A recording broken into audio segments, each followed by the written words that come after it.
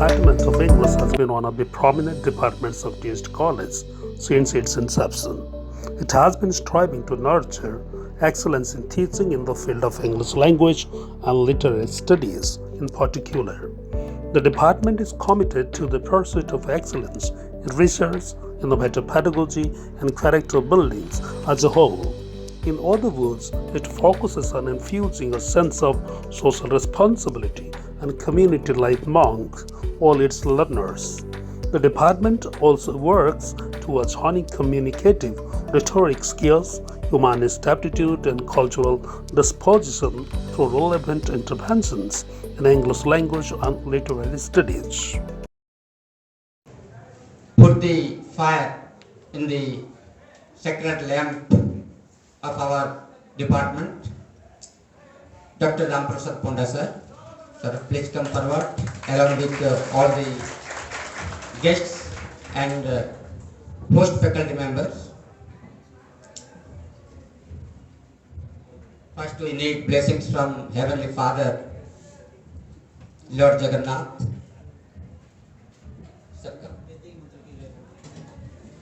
Now I would like to request our Sampanna to sing the Rudrashtakam.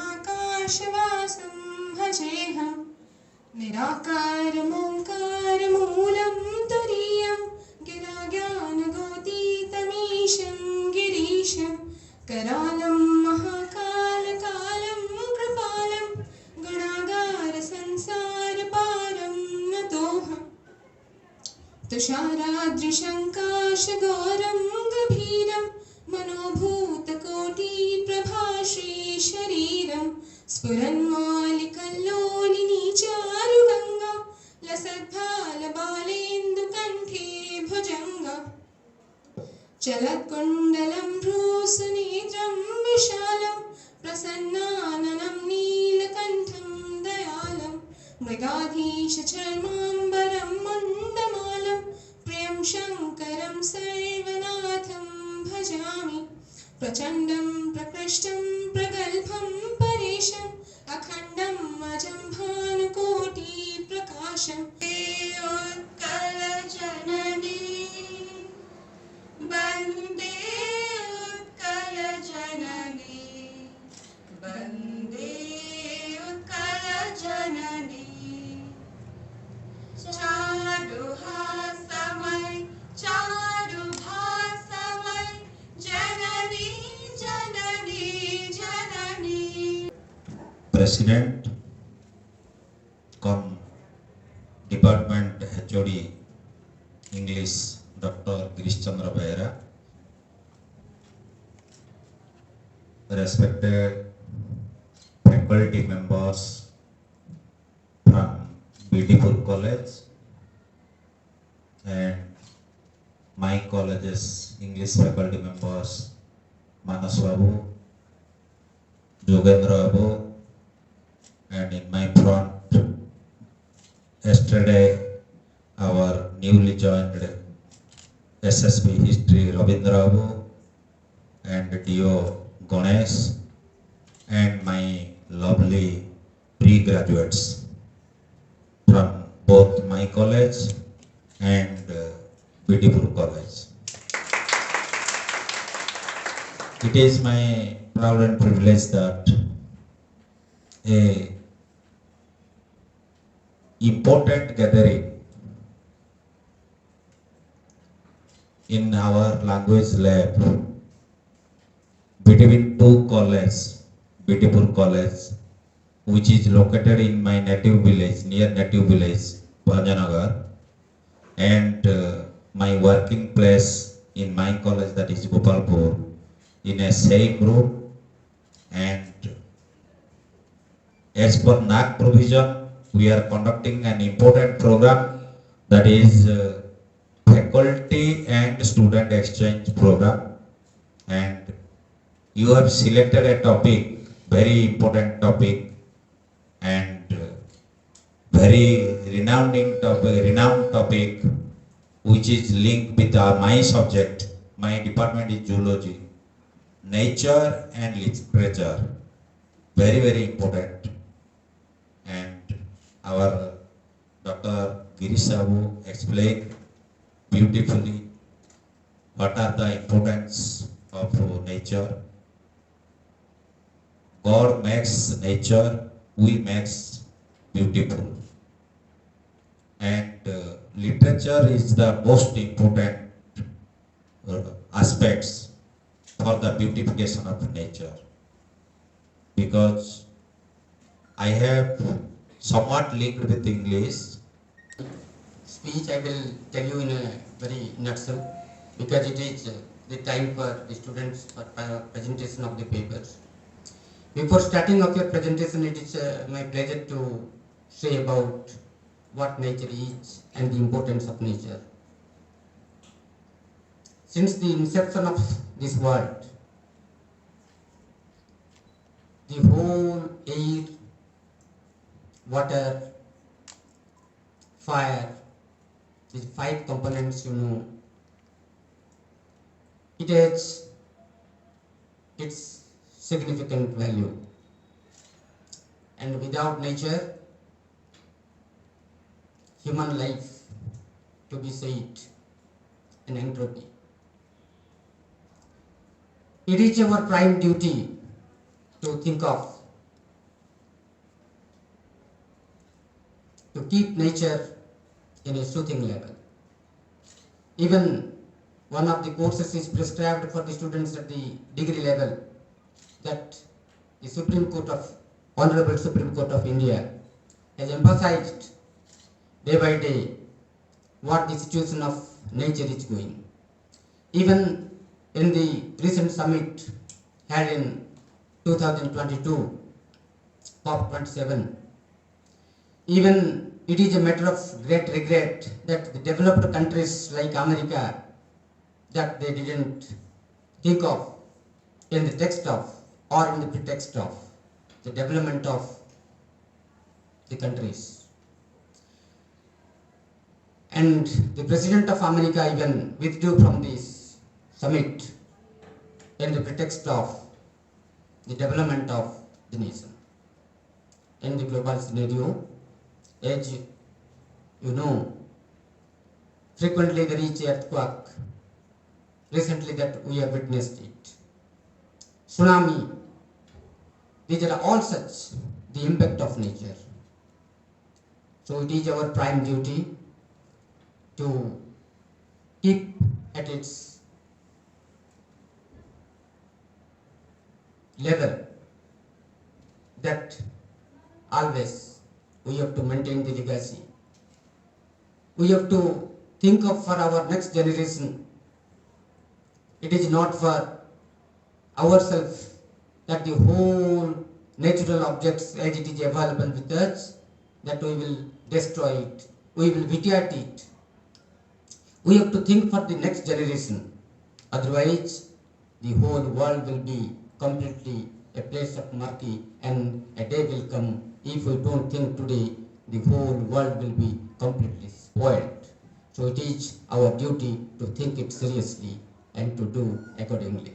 Wherever you go, the students are cleaning the campuses, even the beach, even the riverside, even the communal areas where you belong to. So you understand the importance of nature.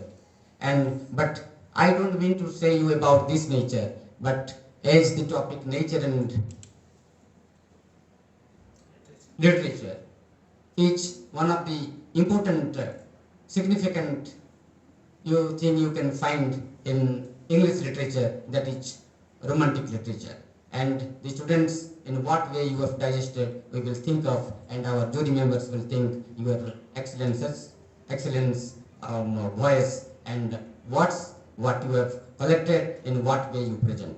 Alright? So I request our students to give your names, those who want to give the papers, to present the papers to our Dr. Manas Ranjan Mishra, so that we will take few number of students here for presentation of their papers. A wonderful good afternoon to one and all. Sonali on behalf of the Department of English. A plethora of hearty thanks to all for giving me this wonderful opportunity. So first of all, I express my deepest appreciation to all. Of course, today is a great day because our English department has organized such a wonderful study tour on nature in literature. I love to present a poem which is packed with fragrance of nature. The name of this poem is Our Tree by Dept. Dear friends, I would like to ask you two questions.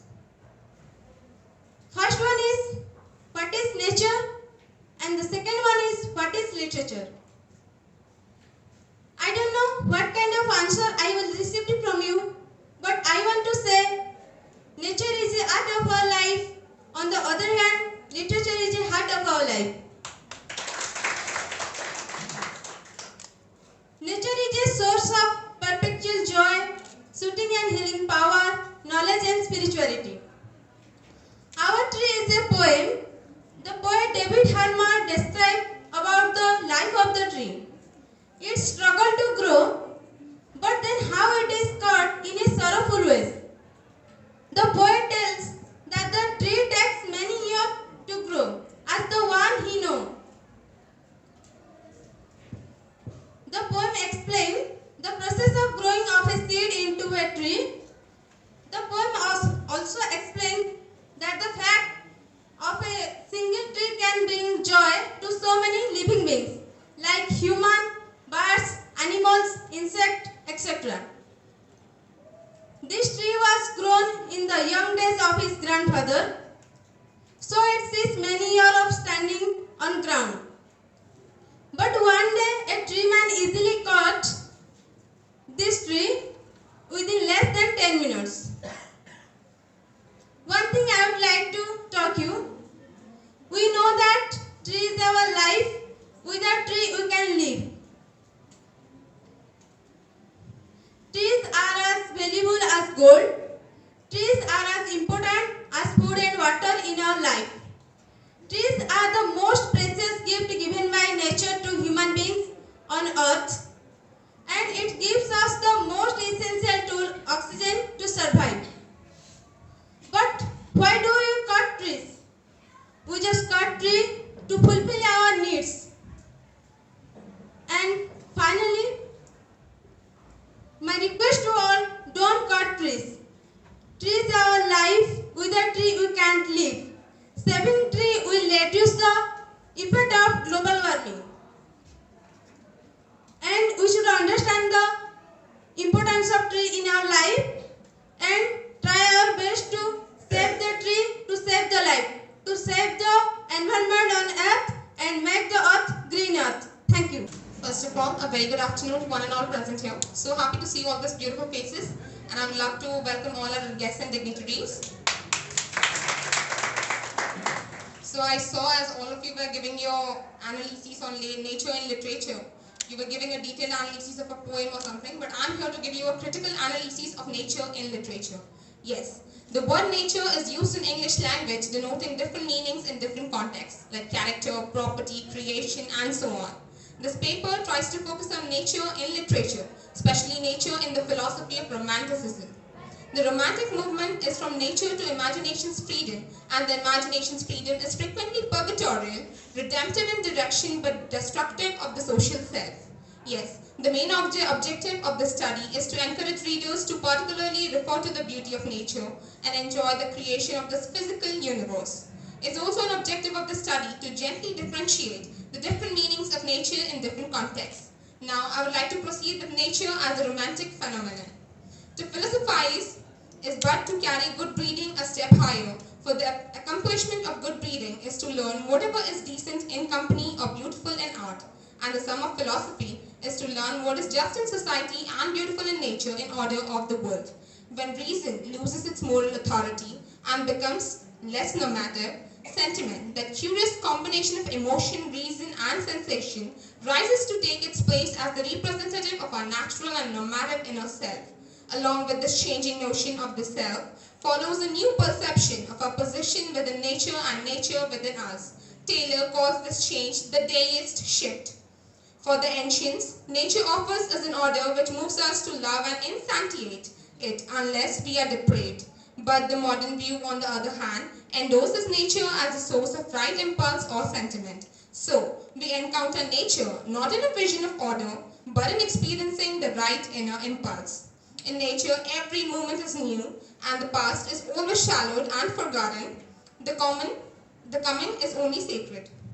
Nothing is secure but life, as far as they are unsettled, is there any hope for them? Man cannot be happy and strong until he lives with nature and the present above time.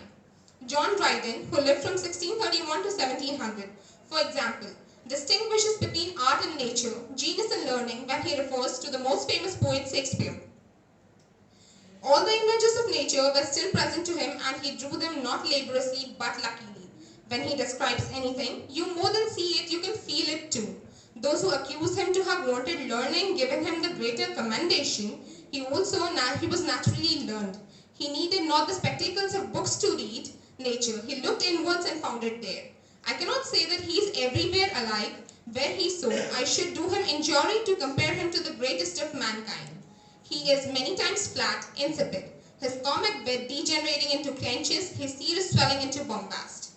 But he always was great when some great occasion is presented to him.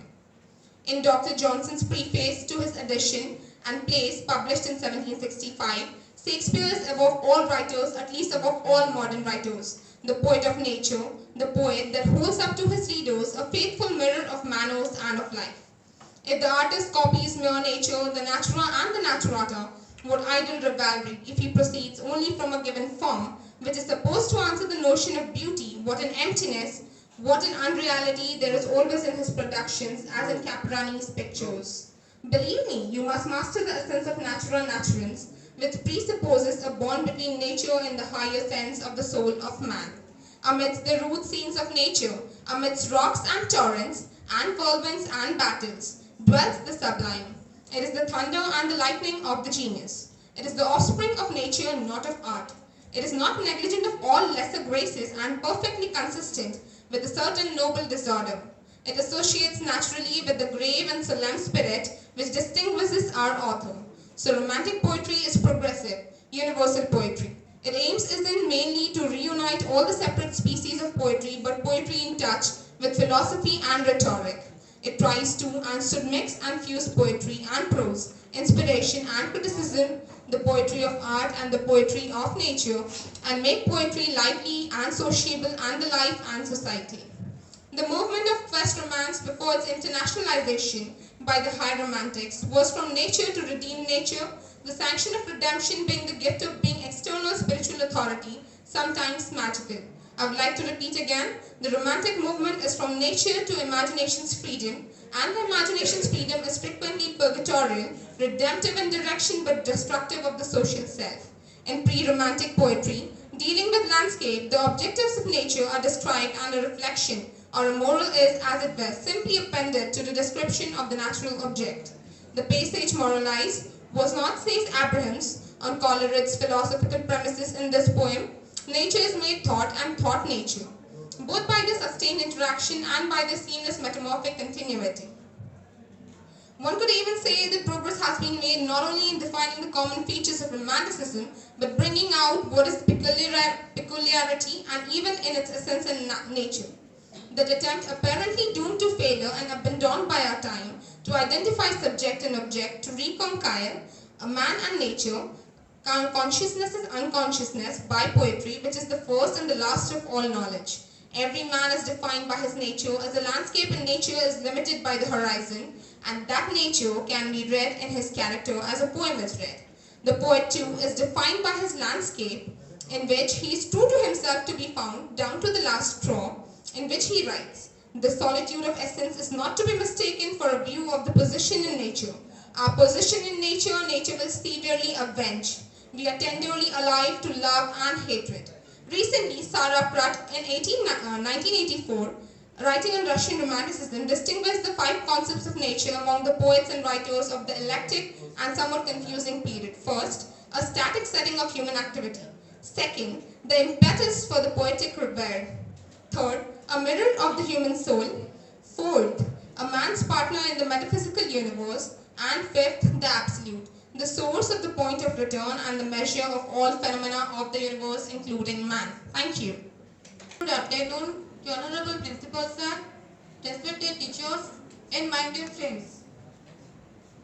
First of all, I would like to thank to all for giving me this beautiful chance to talk something.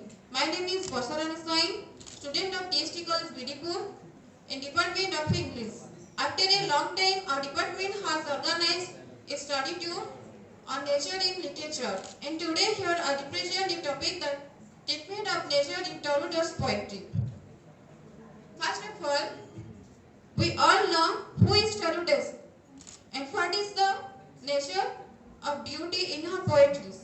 Yes, Toledo was the first Indian poet in English, and she was Indo-Indian poet in England, lover of nature, and first poet of Bengal to write a natural beauty of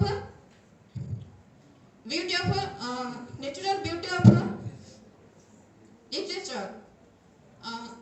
Toledo's a lover of nature. Her unfailing love of nature is revealed in her numerous letters, in which she expresses her passion for flowers, gardens, birds, fruits, and trees. Nature in her poetry is presented as the background for the expression of human's life, and her description of nature are noted for the minute observation and extreme sensitiveness to color. The Brockman Garden House becomes the main source of her nature poems. In Toledo's works, then nature was a dynamic stage in which we humans encountered ourselves and each other, think different from ourselves and define them. Toledo's works use the nature as a beauty of agent, and her heart dance when she see the nature of the cockles and cockings. She does not observe the nature as a scientist writer because she is a romantic and aesthetic. So in this topic we found that Toledo was a nature poet, and the beauty of nature is the most important of a poet because he is a lover of nature. That was my whole topic about nature in literature of Toledo's poetry. But lastly, I want to say something about my department. Yes, my department is the best department of our college, and it is the Royal Department where our teachers are very helpful for our studies. And I mostly thanks to my department for giving me the chance to express my talent. And I am feeling very proud because I am this department. Good afternoon everyone. I am Sipra, a student of Department of English. I am privileged to speak a few lines about nature in literature. The materialistic world has choked the man's free life. I have chosen a poem of William Wordsworth. The title, The World is Too Much With Us, published in 1807. I try to focus how the people get suffocated in urban places. The poet provides a solution to lead a free and pleasant life in this poem. In The World is Too Much With Us, the speaker describes humankind relationship with the natural world in terms of loss. That relationship once flourished, but now, due to the impact on everyday life, humankind has lost the ability to appreciate, celebrate, and be soothed by nature. To emphasize this central loss, the poem describes it from three angles: economic, spiritual, and cultural. Notably, the poem does not such a way to regain what is lost.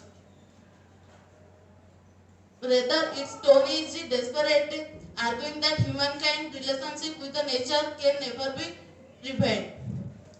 the poem past presence lost in the economic sense. Because the urban world has too much control over our lives. We are always late and soon or getting and spending.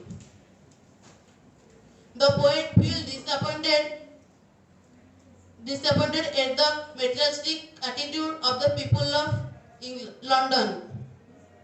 All of them are busy in getting and spending, which is never-ending process. He says how the people are apathetic to nature, for which he writes, little we see in nature that is ours. He calls upon to get attracted to the sea, the moon, flowers and the other natural objects, so that we can live happily. Thank you. Today I am here to present a speech on importance of nature. Today's the theme of my presentation is all about Double Bridge by Matthew Arnold and Calm is All Nature as a Resting Will by William Wordsworth. Thank you for giving me this opportunity to talk about this topic. Friends, do you know what is nature? Nature is an important and integral part for mankind. It is one of the greatest blessings for human life. If we protect nature today, nature will protect us and our future generations. Let me talk about the poem. Both the poems, Double Bridge by Matthew Arnold and Calm is All Nature as a Resting Will by William Wordsworth, are nature poems written by poets of peace and beauty in the Romantic era. Both the poets use clear to theme of nature being magnificent, calm and peaceful. In the poem Double Bridge by Matthew Arnold, the poet starts off by describing the settings. A nightly scene at the seaside, he sets a scene of peace and beauty. He states that the sea is calm and look the refer to the poem. The night looks beautiful because of the light that fell, which means it's beautiful. He goes ahead to show us that the light that gleams and later goes and also because of the moon. The night air is so lovely that the poet does not want to experience it alone and call the lover to come and join as he appreciates the sweet night air. Arnold described the night air as sweet. He goes ahead to invite the lover to come and smell its freshness air and tranquility. Later the poet uses the night air as sweet to show us that how lovely and peaceful the night looks. It smells when everywhere was filled with clean and smokeless area. The poet makes the seaside look like a cool and calm place that the night. Let me talk about the conclusion part. Both the poets, Double Bridge by Matthew Arnold and Calm is All Nature as a Resting Will, both the poets use explicit imagery to convey their appreciations and love for nature. Thank you. Thank you everyone. Good afternoon everyone. I am Priya on behalf of our Department of English. First of all, thank you for giving me this opportunity to express my view about today's theme, nature in literature. Now, let me request you to revisit a wonderful nature poem, The Solitary Reaper by William Wordsworth. Now, I am trying to explain how William Wordsworth treated nature in his poem, and also it was highlighted nature in its supreme in the poem.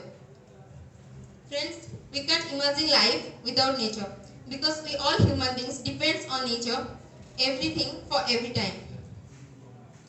If we protect nature today, then our mother nature will certainly protect us and our future generation. Hence, it's a precious gift from God to all of us. Let me talk about the poet William Wordsworth. William Wordsworth was best known as the father of English Romanticism and also a best nature poet. As a nature poet, he wrote so many poems based on nature, like Daffodils, The Solitary Reaper, The World is Too Much with Us, etc. Let me talk about the poem, The Solitary Reaper.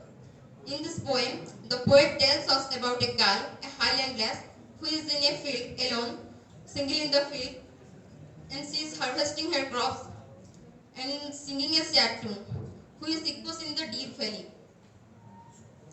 He asks us to stop her, to listen to her, or gently pass. Don't disturb her. He tells us that no nightingale has sung a welcome song for the wanderers in the desert more beautiful than the girl's strength. Again, he goes on to say that a cuckoo bird at its best during the springtime can't hum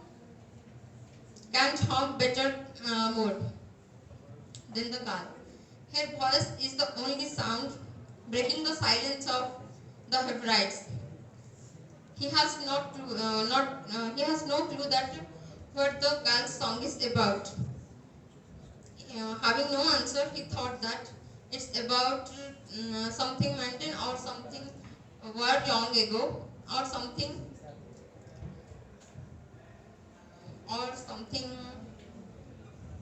more even more suffering. And lastly, the appreciation of the poet's observation of nature, the nightingale's song and the cuckoo bird's song during springtime, and the solitary reaper's song, and mention of the valleys, farms, and fields showed his observation of nature. He was a nature hunter uh, and having the capacity to notice myriad things as well. And lastly, literature cannot go without nature because it plays a vital role in literature. Thank you. Hello everyone, good morning. This is Subham on behalf of our Department of English. I express my deepest appreciation for giving us the opportunity to present my paper in this esteemed college on EP on our study tour. Thank you for giving this opportunity. Today discuss a very beautiful poem, Autumn by John Keats. Friends, nature. Nature is everything around us. It provides the beauty of our environment. Without the amazing gift of nature, the human life would have dull and meaningless. Nature is one of the best speakers and noblest gift of God on this universe. Nature so many things which have been given for our benefits. Answer and utilize them. Let's talk autumn.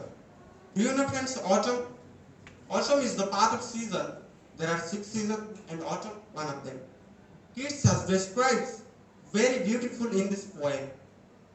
This poem opening poet has described the beauty of autumn. Autumn is the season of mist and ripe fruits.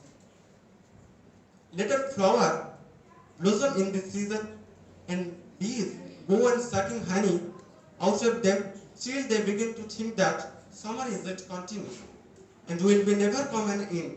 This thing, one of the gift of nature. Then poet has described occupation of autumn as embodied in personality as a reaper, as a gleaner, as a harvester's field freezer. The reaper, after the morning, hard work is found asleep just with the fragrance of the poppy. This is one of the pictures of autumn. And lastly, we may be seen the reaper. Then lastly, poet has described sound of autumn. You know friends, sound, music, different bars, or riverside, countryside. The sound of autumn is not sweet than that of spring. When the sky and stubble plains lit up with the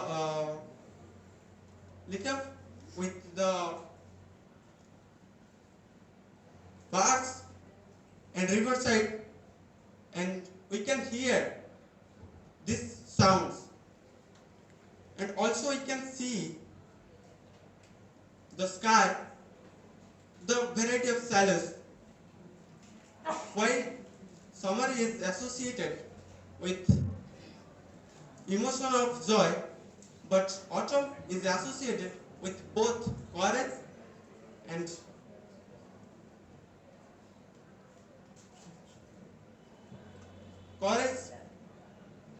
emotion. Lastly, I talk a few words. Let us be in love with nature and be in love with literature. Thank you. Good afternoon to everyone, our respected chief guest, our respected teachers, and all my dear friends. This is Sangeeta on behalf of our Department of English. I would like to share a few words about love for in English literature. Love for nature in English literature. Thank you for giving me this opportunity to present a beautiful topic. First, friends, what is nature?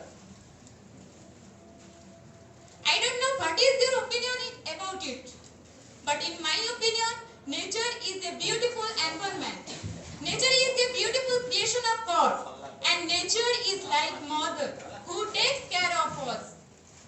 We all human beings depended on the nature every time and for everything. Without nature, man cannot survive. So, nature is an important part of our life. Then what is literature? Literature is an expression of human feelings, thoughts and ideas whose medium is language, oral or written. Friends, you know today is the unique day.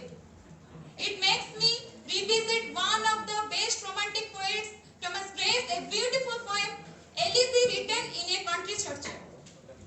Gray's Elysee written in a country church is one of the most popular Elysee in English literature.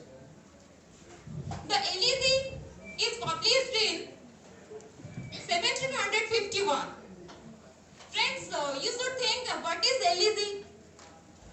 The Elysee is a poem of sorrow written on the death of the song. Let me talk about the nature-related stanza in this poem.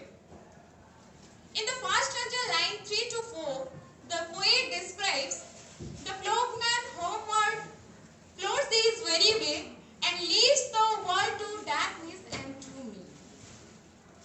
The relationship of man and the natural world is brought up in the first stanza. The speaker watches a farmer go wearily home from the fields. You will be in close touch with the earth. Alright, but the speaker has a different type of relationship with the earth. In the stanza 4, line 30 to 16, the poet describes it seems important to the speaker that the dead villagers are resting in a very natural setting. They are under elms and yew trees. They are not in some musty churchyard or buried under stone monuments. They are one with nature. In the stanza 7, the speaker imagines how the villagers worked in a natural setting of their farms and villages. They are also cheerful and strong. This association of man and nature is suggestive of a romantic attitude. In the stanza 26, toward the end of the poem, here the speaker's relationship with the nature. He wants to be remembered as the kind of cat who used to stretch out lazily under old beech tree and listen to the babbling brook nearby. These places are poet's favorite places. In this poem, the speaker's natural thought, for example, the dead villagers' relationship with nature, the villagers worked in a natural setting, and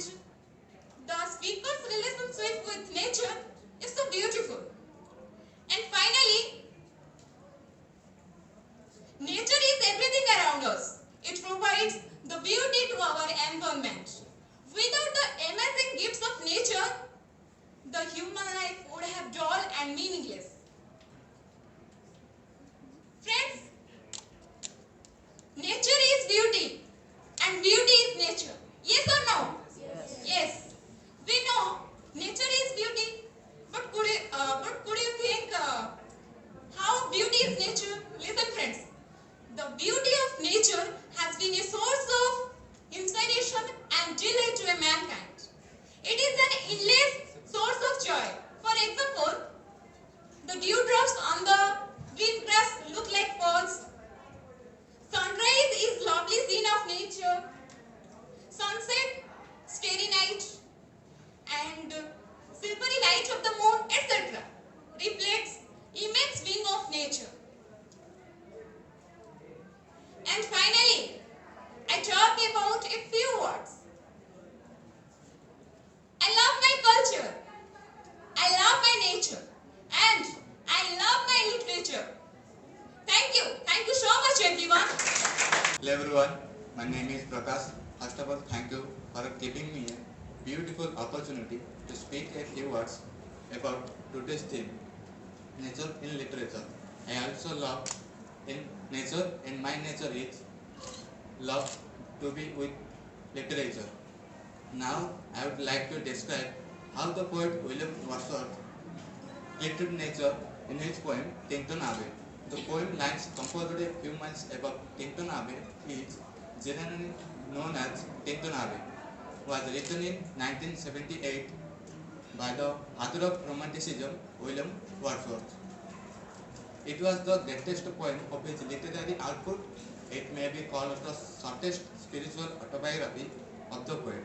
It deals with subjective experience of the poet and tracks the growth of his mind through different periods of his life. He has specially recollected the poetic idea of pride of Tinton Abbey, where he had visited first time in 1973. This is the second visit to the place Tinton Abbey in 1978. Now the poet expressed his tender feeling towards beautiful nature. At the very outset, the poet William Wordsworth highlighted the beauty of nature. The beauty of nature is very attractive and more cheerful to us.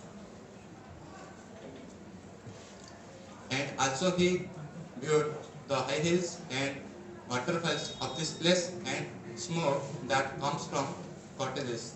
Now the poet deeply goes through the nature's beauteous things, and he thought it will be a part of nature. Now the poet felt that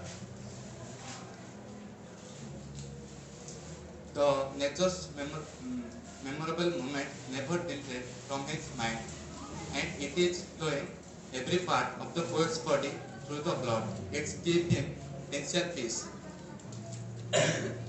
Now the poet lives in cruel society, so he visited the natural place which gives him a bundle of joy or happiness.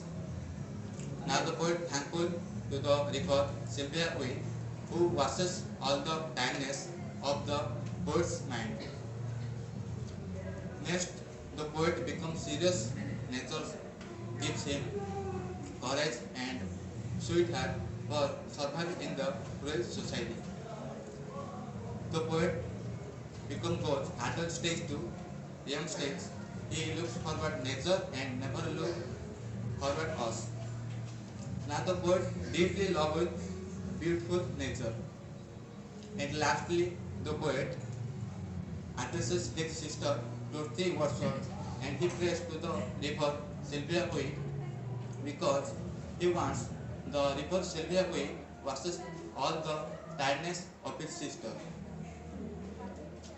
The poet thankful and always faithful in the feet of nature and addresses all humans to clothe with the beauty of nature and feel the initial peace of the beauty of nature.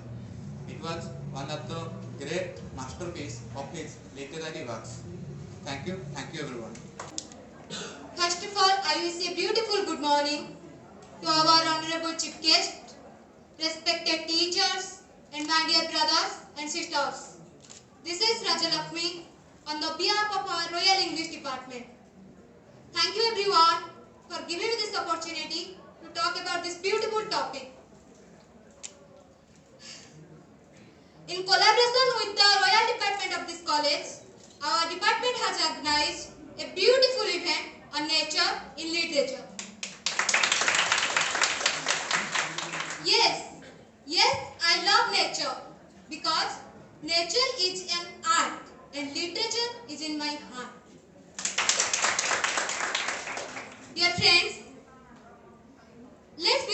the role of nature in romantic age.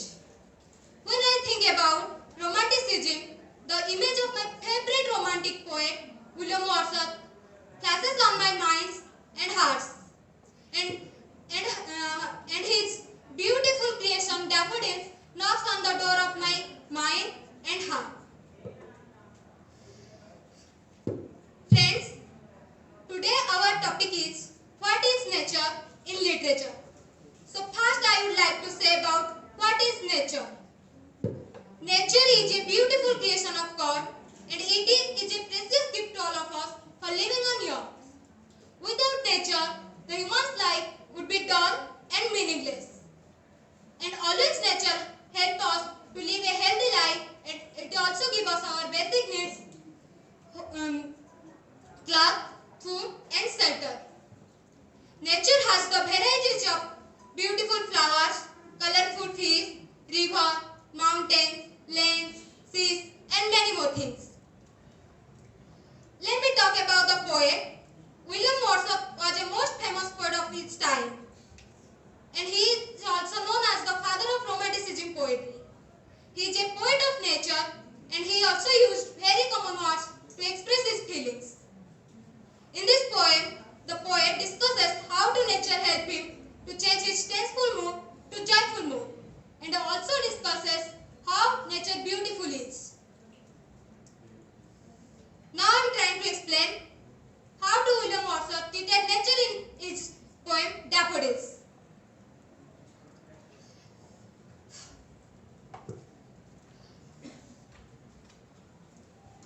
Through nature, a beautiful line created from the very first line, I wandered lonely as a cloud. Here the poet comparing with a natural element, cloud. And the poet when he is a tenseful mood, so was wandering nearby a lake, one place to another place, like a cloud. And he suddenly saw a large number of golden daffodils growing beside the lake and under the trees. And a cool and gentle breeze was blowing the air. It was making the daffodils flutter and dance. This beautiful sight of nature enthralled the heart of the poet, and he wrote this beautiful poem. In line number 7, the poet again addressed the natural element star, and he makes a comparison between star and daffodils. The poet says that as if the stars twinkling on the night sky, similarly the daffodils' golden petals are shining with the sunlight on the breeze.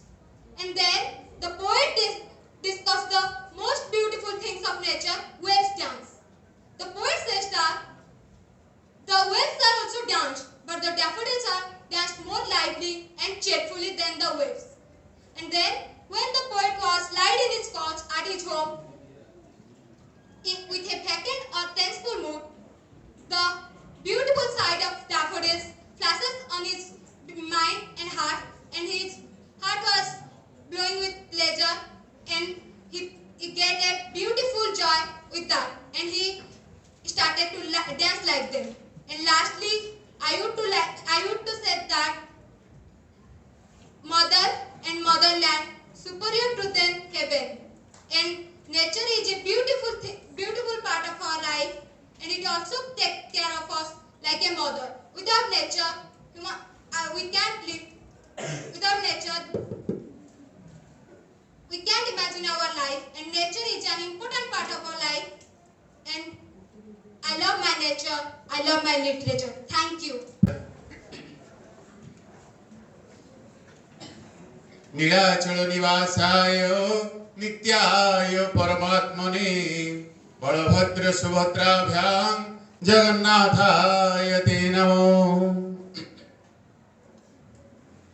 Esteemed Principal, I'm President of this occasion,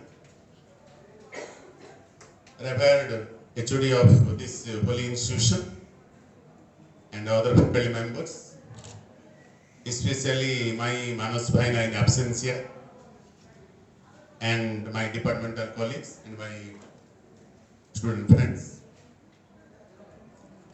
I think As you have already mentioned, this is a golden opportunity for all of us, right?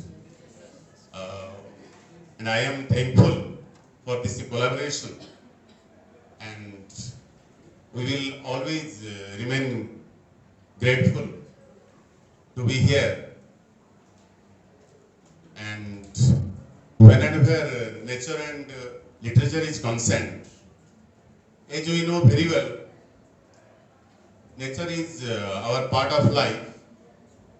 Nature treats us like our mother. How it is possible, whatever I understand, as it is our duty how to protect, how to save our natural environment. As our mother takes care of all of our life, and it is our prime duty to take care of this greeny environment, so called as nature.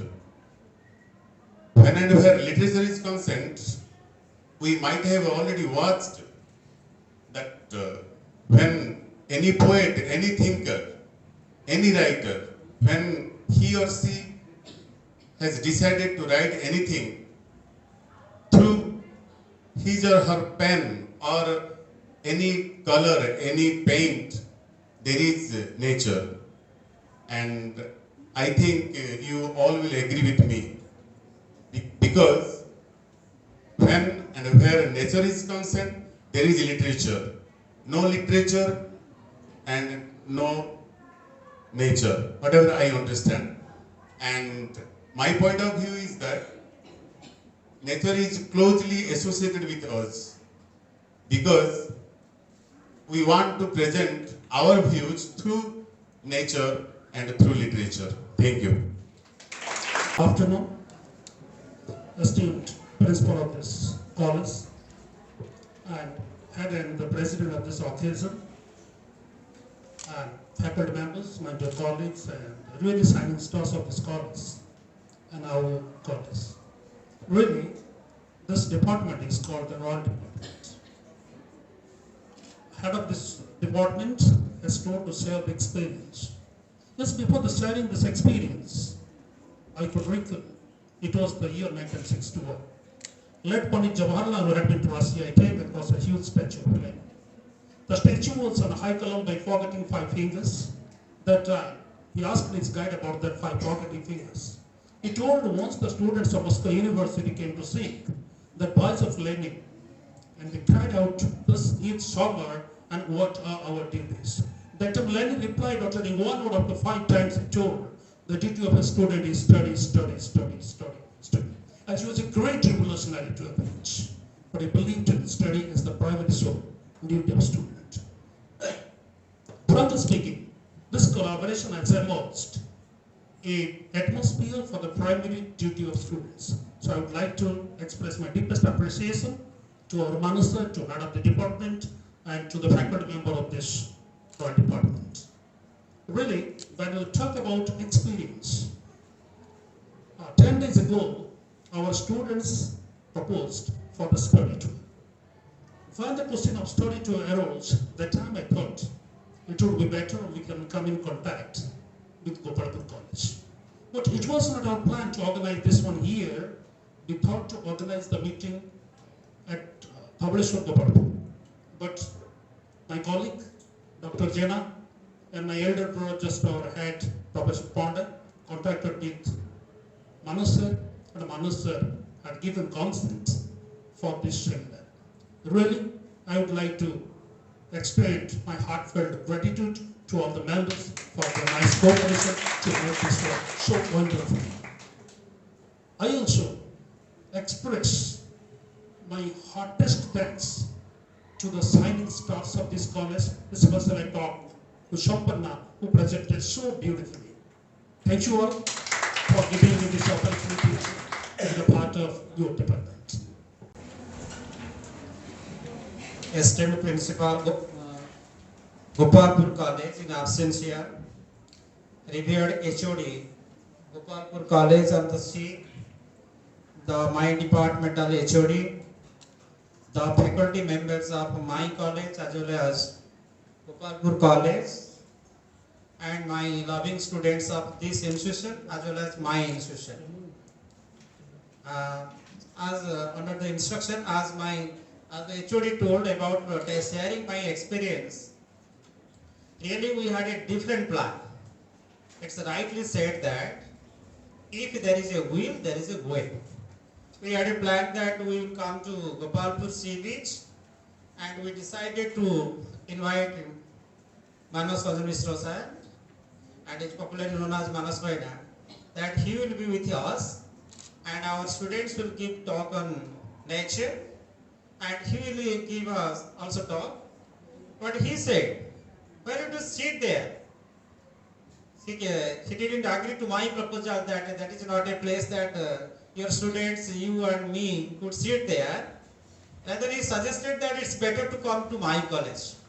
So when I was talking with me, so I told him that all this program, all the credit goes to him, although he is not present here. Really told that you come to our department, then we'll arrange a meeting. So all this kind of program could be possible really for him, and we are also thankful to the principal and the faculty members and the head of the department of this department.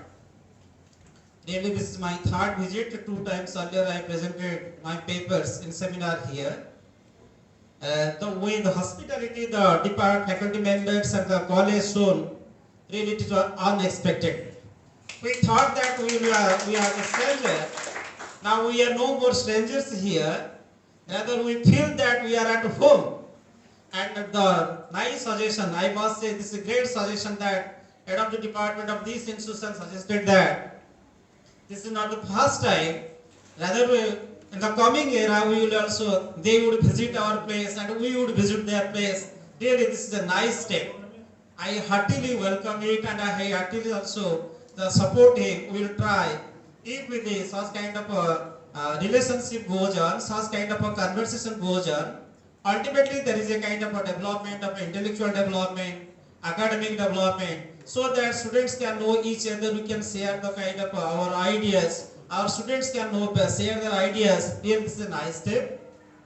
I will not focus on the topic, but if you look at the history of civilization, most of the civilization has brought under the bank of the rivers. So, if we look at the evolution of mankind, the evolution of mankind is related to nature. And if you look at the kind of all the kind of movement, Narmada Bachao Andolan maybe, all the time the men of letters, the literary persons, they have raised voice against the kind of a depletion of nature. So as we are the students of nature, we must come forward to protect our nature, because if nature exists, we can exist. As our Jogendra sir said that due to human nature, the nature shows the ravages, like the example of a tsunami, earthquake, many other natural disasters. So let us come together and fight for our nature, because nature is our mother, nature is our protector, nature is a life giver. Thank you all for your presence here. Good afternoon, everybody. Good afternoon, everybody. Good afternoon. How are you people? Odia ଜାତିର ପ୍ରାଣ, ଓଡ଼ିଶାର ସର୍ବେ ସର୍ବା, ଜଗତର ନାଥ ଜଗନ୍ନାଥଙ୍କ ପାଦ ପଦ୍ମରେ ଅଧମର କୋଟି କୋଟି ପ୍ରଣାମ। ଭଗବାନ ଯେତେବେଳେ ଅଛନ୍ତି ଡରିବାର କାରଣ ନାହିଁ। And you should always feel it when you people were giving the delivery. You should not ever डरने का जरूरत है ही नहीं। First of all, giving my compliments to my HOD, Dr. Girishchandra Behra sir, and in absentia, Manas Ranjan, and my luminaries have come from the college, PDS college, Bedipur college, that is TSD college. I am very thankful to be in front of you people. You people are beautiful, really. You have given your speech such like in a way that I could not expect ever. When I was studying in my +3 and doing my post-graduation also, I didn't ever get an opportunity to do so. But you people delivered such speeches like this, I did not ever imagine that these Odia people can give such like the beautiful speech in English.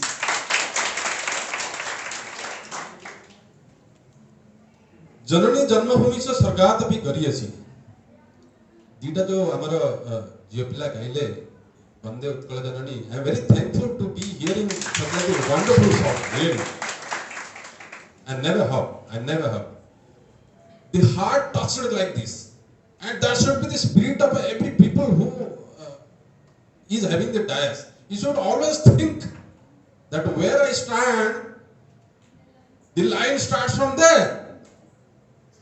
And you people have delivered. I think when I want to start the nature and the literature, I will define what is literature, what is nature, and how it is correlated to each other. If I will define the nature can be divided into three parts. One is the cosmic nature, the whole universe made by the God. One type of that nature is there. Then second type is the human nature, which is very crucial. And third is the nature that is called the Prakriti and Purush. But when we human beings are thinking that our nature is more mightier than the nature that has been created by the God, it is very pathetic. And that has been created nowadays. That's why the earthquakes, the tsunamis, the every other things that has been created by the human beings for their acts, like the Syria, February 6th, recently Syria और तुर्की में जो हुआ है इसी की वजह से human nature की वजह से I quote a quote from John Keats, a thing of beauty is joy forever. Odia जदि आमे कहबा सेटा का आमे कहि पारे सुंदर तृप्तिर अवसाद नहीं जेते देखुथिले नुआ दिसुଥାଏ. There is no everlasting. So nature या प्रकृति जो सुंदरता अच्छी with the human nature are just giving its something that is evaluating and doing some nuisance and playing something with that nature. That's why this devastation has been created all the day and nights. So I think एक छोटा सा example दूंगा. America में एक बार recently that has been conducted. America was wanting to give the patent to the neem tree and brahmi tree. जब उनका patent को दिया गया कोर्ट के पास, इंडिया वाज अगेंस्ट. आप लोग सुन रहे हो ना मेरे बात को? अरे सुन रहे हो नहीं सुन रहे हो? हिंदी में मैं इसलिए बोल रहा हूँ ताकि we can very well understand what exactly I want to talk.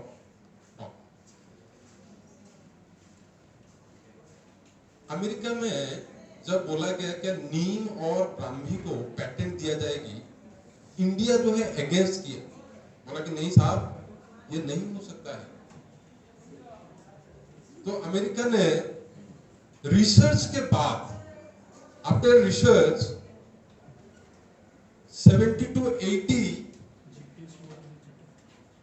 कुछ चीजें निकला कि इससे स्किन डिजीज नहीं होती है, ब्राह्मी से माइंड पीस रहती है. But at the right time the court also questions the Indian authorities. Sahab, how it can be possible before 2000 years ago your munis and rishis have discovered such like the great theories.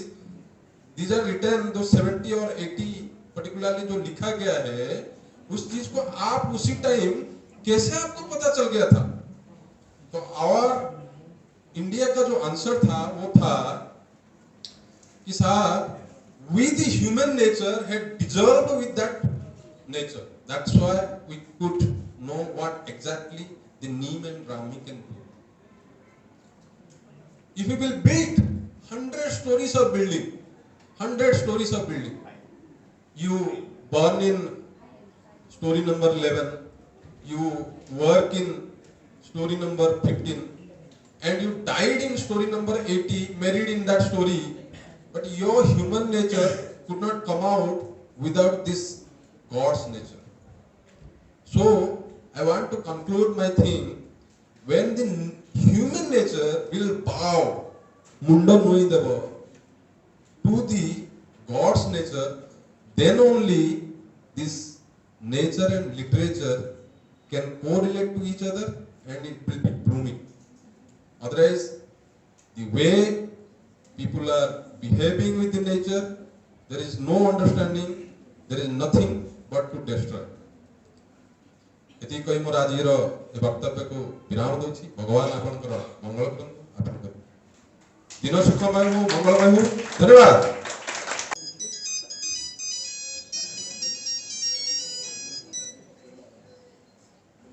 କାଣା ହେଲା ବାରବାର phone କରୁଛ ଯେ? अरे मोर रानी राखुଛ କାହିଁକି ମୁଁ ଗଲା ବେଲେ ମୋର ଲାଗି ସୁନା ରିଙ୍ଗ ଟେ ନେଇକି ଯିବି ହେଲା। ମୋର ସୁନା ରିଙ୍ଗ ଦରକାର ନାହିଁ, ମୋର ତମେ ଦରକାର। ତମେ ଯେନ୍ତା ହେଲେ କାଲି ଆସି ପହଞ୍ଚ। ତମେ ନାଇଁ ପହଞ୍ଚିବାର ତ ମୁଁ ଖାନା ପିନା नहीं करे। अरे सुनो